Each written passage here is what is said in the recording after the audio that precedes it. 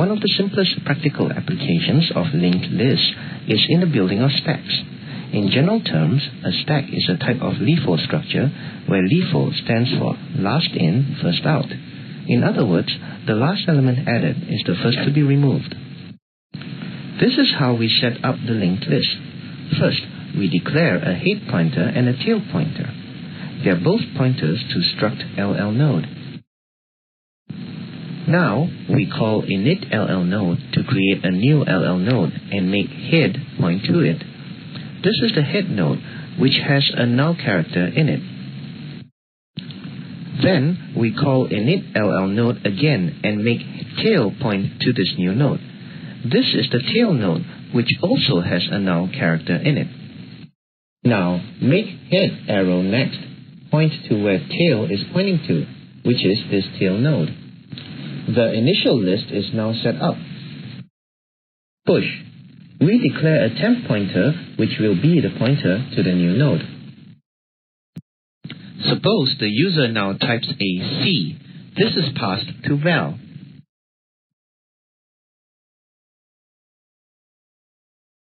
So, we call init LL node to create a new node with C in it and temp points to the new node.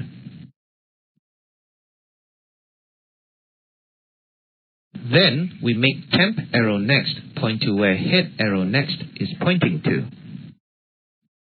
Now, make head arrow next point to where temp is pointing to, which is this new node with C in it. Now, we have finished the first push and return to main. So, we call push again and have a new temp and a new val. Suppose the user pushes a B.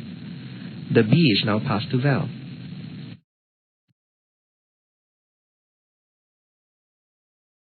So we call init LL node again to create a new node with B in it and temp points to the new node.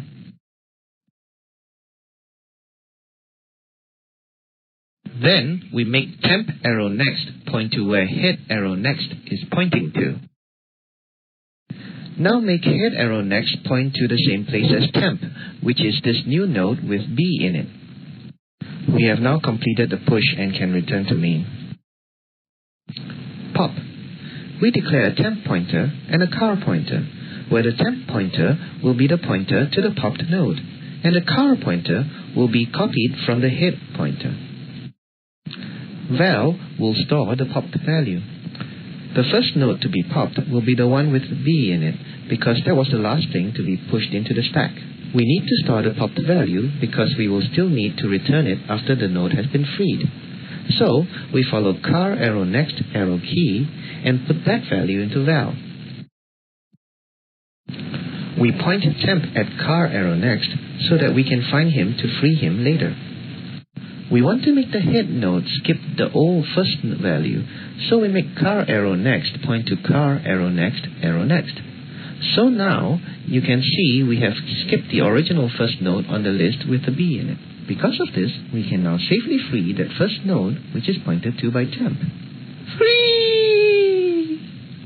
Now we have completed the pop and can return to main. If the user now decides to pop again, it will pop the next LL node, which is the one with the C in it. Val will store the popped value. This means that we will now have to store the popped value, so we follow car arrow next arrow key and put that value into val. We point temp at car arrow next so that we can find him to free him later. We want to make the head node skip the current first value of C, so we make car arrow next point to car arrow next, which is the tail node. So the stack is now empty.